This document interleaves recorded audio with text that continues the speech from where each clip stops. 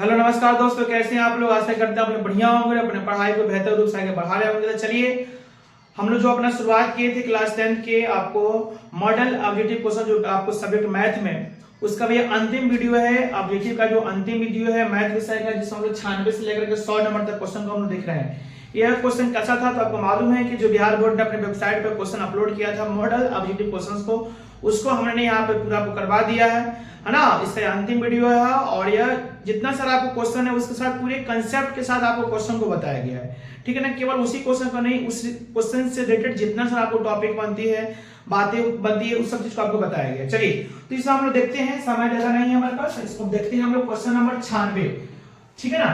तो question number 96 में यहाँ पे बताया जा रहा है कि दी गई आकृति में, आप लोग गौर से देखना क्योंकि आप इस वीडियो की खासियत दिया है, इसमें जितना सा आपको प्रश्न दिया गया वो सारे के सारे प्रश्न क्या बताओ तो आपको वह वृत्त से है ना, वह सर्कल से है, वह वृत्त से क्या कहते हैं आपको क्वेश्चन दिया गया, ठीक है ना। तो क्वेश्चन नंबर 96 हमसे यहाँ पे कह रहा है कि दी गई आकृति में, यहाँ पे फोटो दिया है, दी गई आकृति में बीओसी जो है वह वृत्त का डायमीटर है, व्यास है, जिसमें AB और AC आपस में बराबर है, तो आप कोण ACB का मान फाइंड कीजिए, ठीक है ना। थोड़ा सा गौर से देखिए, ये वृत्त है जिसके अंदर BC को व्यास बोल रहा है, केंद्र यहाँ पे O है, ठीक है ना। और इस व्यास के दोनों छोर को पकड़ करके यहाँ पर आपको वृत्त के जीवा पे क्या कहते हैं, आपको जीवा को लेते हुए आपको त्रिभुज बनाया गया है, जिसके अंदर आपको बोल रहा है कि AB और AC यह पार्ट और यह पार्ट आपस में क्या बता तो बराबर है ना। और AB और AC बराबर है, तो हमसे पूछ रहा है कोण ACB मतलब यह एंगल हमसे क्या बताओ तो पूछ रहा है, ठीक है ना। तो एक बात आप यहाँ पे ख्याल रखेंगे, एक बात यहाँ पे याद रखेंगे कि यह एक वृत्त है, यह क्या बताओ तो वृत्त है, और वृत्त के जो अंदर हम व्यास खींचते हैं, वो व्यास क्या करता है, व्यास क्या करता है, उस वृत्त को दो भागों में क्या करता है, बांट देता है। व्यास का काम क्या बताओ तो वृत्त को टोटल दो भागों में बांट देना, जिसको हम क्या बोलते हैं, प्रति भाग हम क्या बोलते हैं, अर्धवृत्त के नाम से जानते हैं। इस तरह से हम बताओ तो क्या ये अर्धवृत्त हो गया, ये भी क्या हो गया, अर्धवृत्त। अब व्यास के दोनों छोर से अर्धवृत्त पर बना हुआ कोण, ध्यान देना, व्यास के दोनों छोर से, व्यास इधर वाला छोर और इधर वाला छोर, व्यास के दोनों छोर से अर्धवृत्त पर जो बना हुआ कोण जो होता है ना माय डियर, अर्धवृत्त पर बना हुआ जो कोण होता है वह कोण कितना डिग्री का होता है, जानते हो कितना डिग्री का होता है, 90 डिग्री का होता है। अब जरा सोचो, यह व्यास है और व्यास के दोनों छोर पॉइंट B और C को पकड़ करके यहाँ पर अर्धवृत्त के चाप पर क्या बनाया गया बताओ तो यहाँ पे कोण बन रहा है। इस कोण का मान कितना डिग्री होगा बताओ तो 90 डिग्री होगा। अगर इसका मान पूछता ना, BAC का मान पूछता तो यहाँ पर 90 डिग्री होता, लेकिन हमसे पूछ रहा है इसका मान। अब जरा समझो, यहाँ पर जरा सोचो, अब थोड़ा सा हम इस त्रिभुज की बात कर लेते हैं, थोड़ा सा त्रिभुज को हम काट लेते हैं। एक ऐसा त्रिभुज है जरा यहाँ पर A है, यहाँ पर B है, इतना C है, इतना तो कंफर्म होगा, बताओ कितना डिग्री होगा बताओ तो एंगल A कितना होगा बताओ, 90 डिग्री होगा। हम जानते हैं कि त्रिभुज के तीनों कोण मिला कितना डिग्री होता है, 180 डिग्री, जिसमें से अकेले यह 90 डिग्री है। अगर ये अकेले 90 डिग्री है तो जाहिर बात है यह दोनों मिला के कितना होगा बताओ तो 90 डिग्री होगा, ये दोनों मिला के 90 डिग्री होगा। अब इतना, अब इसके बारे में कहना है कि तब दोनों कितना कितना होगा, इतना तो कंफर्म है, ये दोनों मिला कितना होगा बताओ तो 90 डिग्री होगा। अब देखो इसमें आपने और आपको कंडीशन लगा दिया है कि इसमें AB और AC आपस में बराबर है, मतलब यह भुजा और यह भुज आपस में क्या बताओ तो बराबर है। अब आप पढ़े होंगे कि किसी भी त्रिभुज में अगर दो भुज आपस में बराबर है तो दोनों के सामने वाला दोनों कोण आपस में बराबर होगा, या उसके उल्टा यदि किसी त्रिभुज में दो कोण आपस में बराबर हो तो उसके सामने दोनों भुज आपस में क्या होती है, बराबर होती है, और वह समद्विबाहु त्रिभुज होती है।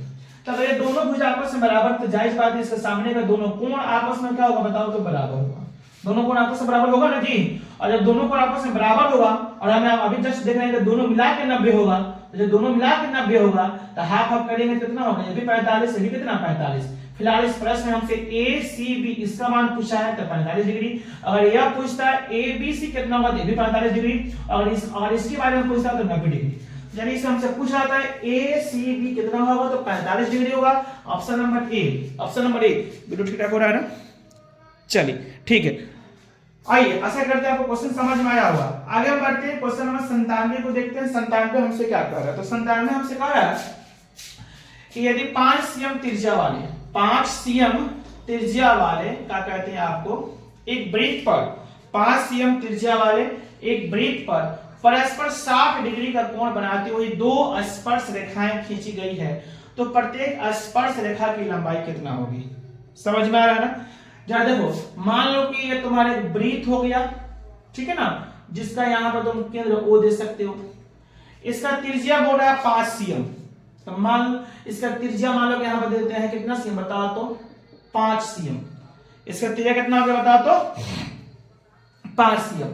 5 cm त्रिज्या वाले वृत्त पर परस्पर 60 डिग्री का कोण बनाते हुए दो स्पर्श रेखा, इस पर दो गो स्पर्श रेखा जा रहा है। तो मान लो कि यहाँ पर P बिंदु मान लेते हैं, जिससे स्पर्श रेखा यहाँ पे एगो मान लेते हैं, इसको मान लेते हैं, और एगो स्पर्श रेखा मान लेते हैं हम यहाँ से मान लेते हैं। तो इस वृत्त पर क्या कहते हैं, दो स्पर्श रेखा, मान लो यहीं से है, दो स्पर्श रेखा, मान लो कि PA हो गया और PB हो गया, ठीक है ना। ये भी एक तरह से क्या बताओ, ये भी त्रिज्या होगा, जिसका मान कितना होगा 5 cm, ठीक है ना। तो 5 cm त्रिज्या वाले वृत्त पर परस्पर 60 डिग्री कोण बनाते हुए दो स्पर्श रेखाएं खींची गई है। इन दोनों स्पर्श रेखाओं के बीच का जो एंगल दे रहा है, ध्यान देना, दोनों स्पर्श रेखाओं के जो बीच का एंगल वो बोल रहा है 60 डिग्री। तो दो स्पर्श रेखाओं के बीच का लंबाई कितना बताओ तो, बीच का एंगल कितना 60 डिग्री है। तो हमसे पूछा है कि बताओ प्रत्येक स्पर्श रेखा का लंबाई कितना होगा। हमसे पूछा है कि PA का मान कितना होगा चाहे PB का मान कितना होगा। ऐसे आप थ्योरम में जानते हैं 10.2 में कि स्पर्श रेखा की लंबाई आपस में क्या होती है, बराबर होती है। तो PA निकालिए चाहे PB निकालिए, बात बराबर होगा। जानते हैं प्रश्न क्या होगा, ये एक ऐसा प्रश्न है जो बिना आप त्रिकोणमिति का सहारा लिए इसको बना नहीं सकते हो। जरा देखना, हमको PA निकालना है, ठीक है ना।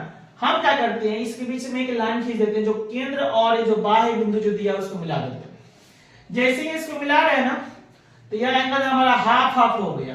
जरा ध्यान देना, हाफ हाफ, ऊपर भी 30 डिग्री सॉरी, और नीचे भी क्या हो गया 30 डिग्री। चलिए अब आइए 10.1 का सहारा लीजिए। 10 थ्योरम 10.1 आप सहारा लोगे तो आप देखोगे कि स्पर्श रेखा जो होती है ना, स्पर्श रेखा और जो त्रिज्या होती है, इसके बीच में क्या होता है 90 डिग्री कोण बनता है। यानी जो त्रिज्या होती है, जो कि त्रिज्या जो होती है वो क्या होती है, स्पर्श रेखा तो क्या होती है, लंब होती है। मतलब यहाँ पे कितना बन रहा है बताओ तो 90 डिग्री बन रहा है।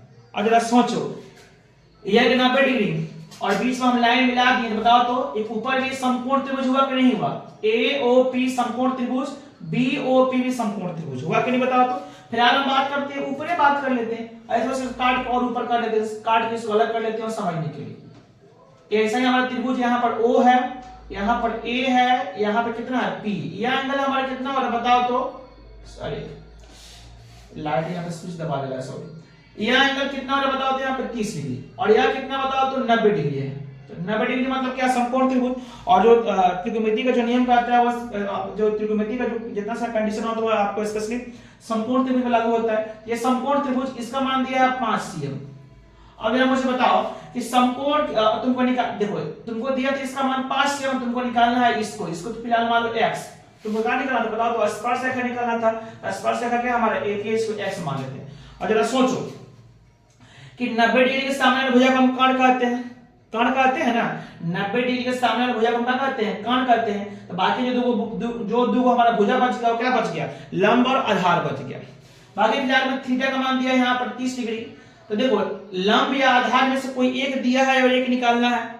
90 के सामने वाला भुजा तो कर्ण हो गया, इस पर कुछ काम ही नहीं करना हमको, हमसे तो OP का मान ही नहीं पूछ रहा है, हमको इसका मान दिया है, इसका मान निकालना है। तो 90 के सामने वाला भुजा कर्ण, कर्ण पर कोई चर्चा नहीं करना है, तो बच गया लंब और आधार। लंब और आधार का कंडीशन किसमें होता है, tan में होता है, याद है जी। लंब और आधार का जो संबंध होता है किसमें होता है, tan थीटा। तो tan थीटा बराबर क्या होता है बताओ तो, P/B लंब बटा आधार। tan थीटा, थीटा का मान कितना बताओ तो 30 डिग्री। तो यहां पर रखेंगे tan 30। अब देखो लंब किसको बोलेंगे, जिस एंगल पर चर्चा हो रहा होगा, जिस एंगल पर चर्चा हो रहा होगा उस एंगल के सामने वाले भुजा को हम क्या बोलेंगे, लंब बोलेंगे, और उससे सटा हुआ भुजा को हम क्या बोलेंगे, आधार बोलेंगे। तब किसका बात हो रहा बताओ तो 30 डिग्री के। तो 30 डिग्री के सामने वाला भुजा हमारा क्या हो जाएगा, लंब। 30 के सामने वाला भुजा क्या होगा बताओ तो, लंब होगा। तो लंब का मान कितना हो गया 5, और इस 30 से जो सटा हुआ भुजा होगा वो क्या होगा बताओ तो, आधार होगा। आधार हमारा हो गया AP, जिसका मान हो गया x। बाकी ये तो 90 के सामने भुजा क्या होगा बताओ तो, कर्ण हो गया। 33 का मान कितना होता बताओ तो, 1/√3 5/x हो गया, गुना कर लो x में x से कर लो तो x बराबर 5√3। x अब इसी का मान थे, यानी इस टेंजेंट लाइन का मान कितना हो गया बताओ तो 5√3। Option number A। चलिए बोलिए समझ में आया कि नहीं बताओ तो, वीडियो के एक और अच्छा शुरू करके समझ लेना। चलिए हम बात करते हैं क्वेश्चन नंबर आपको 98 की ओर। क्वेश्चन नंबर 98 समझ में आ रहा है ना। चलिए इसको हटाते हैं। क्वेश्चन नंबर 98 हमसे क्या कह रहा है, देखना लिख रहा है कि वृत्त के एक ही खंड के, एक वृत्त के एक ही क्या कहते हैं, आपको क्या कहते हैं, खंड के दो कोण क्या होते हैं, संपूरक होते हैं, बराबर होते हैं, पूरक होते हैं, इनमें से कोण है। एक वृत्त के एक ही खंड के दोनों कोण क्या होते हैं, बराबर होते हैं, या संपूरक होते हैं या पूरक। संपूरक जानते हो दो कोणों का मान 180 डिग्री हो। संपूरक, पूरक का मतलब क्या होता है, दो कोणों का मान 90 डिग्री हो। पूरक बराबर मतलब दोनों का मान बराबर होना चाहिए। देखिए समझिए बात पर, बोल रहा है कि वृत्त के एक ही खंड, यानी वृत्त के एक ही खंड मतलब एक वृत्त खंड के जो दो कोण होते हैं वो क्या बराबर होते हैं कि पूरक या संपूरक। एक वृत्त के एक ही खंड मतलब वृत्त खंड, वृत्त खंड के दो कोण। देखो यह तुम्हारा क्या हो गया बताओ तो, वृत्त हो गया, सॉरी गोल नहीं हुआ, कोई बात नहीं, ये हमारा वृत्त हो गया, ये हमारा क्या हो गया बताओ तो, वृत्त हो गया। इस मान लो हम यहाँ पे एक जीवा खींच देते हैं, क्या खींच देते हैं बताओ तो, जीवा। अब इस जीवा खींच दिए, यह पार्ट भी क्या हुआ बताओ तो वृत्त का खंड हुआ, और यह पार्ट भी क्या हुआ बताओ तो वृत्त का खंड हुआ। तो फिलहाल हम बात कर लेते हैं, ऊपर बात कर लेते हैं। तो जीवा के दोनों छोर से इस वृत्त पर बनाया गया कोण, मान लो कि यहां पे कोण बन रहा है, फिर इस जीवा के दोनों छोर से मान लो कि इसी वृत्त पर, वृत्त के इसी क्या कहते हैं आपको, चाप पर, इसी परिधि पर, है ना, यह कोण भी बन रहा है। ध्यान देना कि हम इसी चाप के माध्यम से इस वृत्त के परिधि पर, या जो जिसको हम टोटल बोल रहे हैं वृत्त खंड, इस वृत्त के परिधि पर हम क्या बना रहे हैं, कोण बना रहे हैं, जो हमारे यहाँ पे कोण बन रहा है x। और फिर इसी क्या कहते हैं, वृत्त के जो चाप है इसके माध्यम से हमने क्या बनाया, यहाँ पर कोण बनाया, इसी क्या कहते हैं वृत्त पर, इसी पर वृत्त के परिधि पर, इसको मानते हैं y। तो नियम क्या कहता है कि वृत्त के एक ही खंड, यानी एक ही वृत्त खंड के जो दो कोण होते हैं, जो दोनों कोण जो इसी वृत्त के चाप पर बने हुए हैं, ये दोनों का मान आपस में क्या होगा बताओ तो, बराबर होगा। x और y का मान आपस में क्या होता है बताओ तो, बराबर होता है। वृत्त, इस थ्योरम को वृत्त का थ्योरम कहते हैं, वृत्त थ्योरम।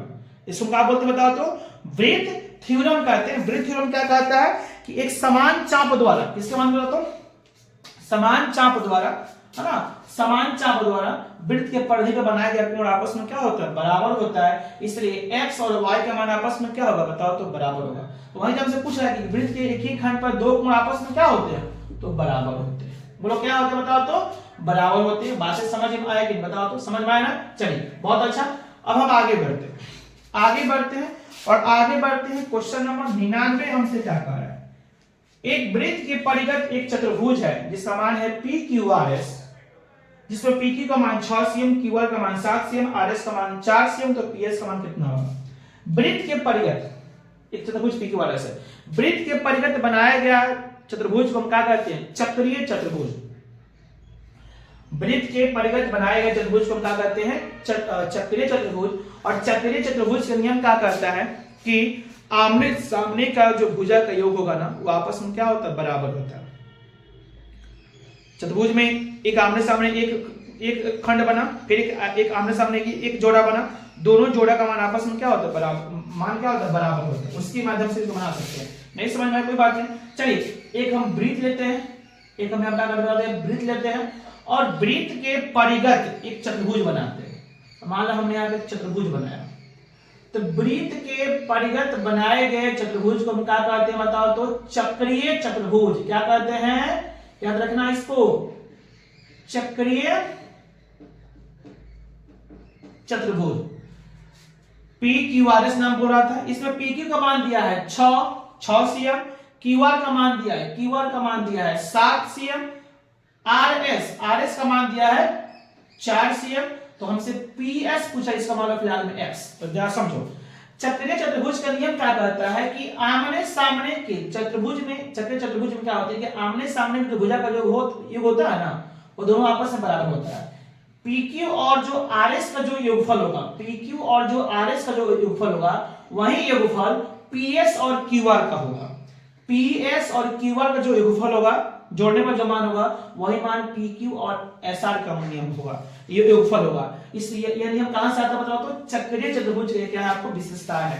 हालांकि इसको सिद्ध भी करना होता है, आप इसको जब आप वृत्त चैप्टर पढ़े होंगे तो आप वहां पे इसको सिद्ध भी किए होंगे कि PQ प्लस RS बराबर PS प्लस QR कैसे होता है। फिलहाल इस उसी कंसेप्ट को हम यहाँ यूज कर लेंगे। तो देखो फटाफट देखो, इसको जोड़ने पर क्या बनेगा बताओ तो, x प्लस 7 x प्लस 7 बराबर क्या होगा बताओ तो, इसको जोड़ो तो 6 प्लस 4, तो x प्लस 7 बराबर 6 4 10, 7 को उधर भेज दोगे तो कितना हो जाएगा 10 माइनस 7, x का मान 3 cm, x हम इसी में माने थे ना ps को, ps का मान हो जाएगा हमारा 3 cm, ऑप्शन हमारा हो जाएगा बी। सॉरी, बोलिए समझ में आया कि नहीं बताओ तो। चलिए अब हम बात करते हैं क्वेश्चन नंबर हमारा कितना बताओ तो 100, और जो हमने संकल्प लिया था कि क्वेश्चन को मॉडल एबिलिटी क्वेश्चन जो हमारा चल रहा था मैथ का स्पेशली, उसको हम पूरा करा दे, उसका अंतिम क्वेश्चन नंबर आपका 100। चलिए बहुत बढ़िया, क्वेश्चन नंबर 100 कह रहा है कि बाह्य रूप से स्पर्श करने वाले दो वृत्तों के अधिकतम उभयनिष्ठ स्पर्श रेखा का कितना मान हो सकता है। बाह्य रूप से कोई दो वृत्त हो, दो वृत्त है जो बाह्य रूप से स्पर्श कर रही है, तो उस दोनों वृत्त के अधिकतम मैक्सिमम कॉमन टेंजेंट लाइन कितना हो सकता है। देखो मान लो कि एक वृत्त हो गया, यह वृत्त देखो यह स्पर्श नहीं कर रहा है, ठीक है ना, यह दोनों वृत्त देखो ये दोनों स्पर्श किया है, लेकिन आंतरिक रूप से एक दूसरे को काट लिया, प्रतिच्छेद कर लिया। बाह्य रूप से स्पर्श कर रहा है, इसका मतलब यह हुआ कि वृत्त यह हुआ, एक वृत्त यह हुआ और एक वृत्त यह हुआ, देख रहे हो ना, ये दोनों जो वृत्त यहां पर टच किया है, यह किस रूप से किया है, बाह्य रूप से किया है। किस रूप से किया बताओ तो, बाह्य रूप से। तो जब दो वृत्त बाह्य रूप से क्या कर रहा बताओ तो, स्पर्श कर रहा हो, तो अधिकतम कितने उभयनिष्ठ स्पर्श रेखा, इसमें कितना स्पर्श रेखा खींच सकते हैं, तो दोनों को टच कर रहा करे, दोनों वृत्त को टच करने के लिए हम कितने स्पर्श रेखा खींच सकते हैं। तो पहली बात कि हम तो यहां से स्पर्श रेखा खींच सकते हैं जो दोनों को टच कर रहा है, एक हम यहां से स्पर्श रेखा खींच सकते हैं जो दोनों को टच कर रहा है, दुगो हुआ। और जरा ध्यान दो तो एक हम ऐसे भी स्पर्श रेखा खींच सकते हैं जो दोनों वृत्त को टच कर रहा है, समझ में आ रहा है ना। तो एक स्पर्श रेखा यह हुआ, एक स्पर्श रेखा यह हुआ और एक स्पर्श रेखा यह हुआ, टोटल कितना स्पर्श रेखा हुआ बताओ तो 3 हुआ, ऑप्शन नंबर 3। बोलिए समझ में आएगा नहीं। चलिए तो आशा करते हैं कि आपको जितने सारा हमने जो क्वेश्चन बताया, जिसमें टोटल हमने क्वेश्चन 100 लिया, जो आपको मॉडल एबिलिटी क्वेश्चंस था आपको स्पेशली क्लास 10 के मैथ का। तो आशा करते हैं आप यह सब वीडियो आपके लिए काफी यूजफुल होगा, काफी आप लोगों के लिए उपयोगी होगा, आपको अच्छा लगा होगा। तो चलिए मिलते हैं हम नेक्स्ट वीडियो में, तब तक अपना ख्याल रखिएगा। जय हिंद, जय भारत।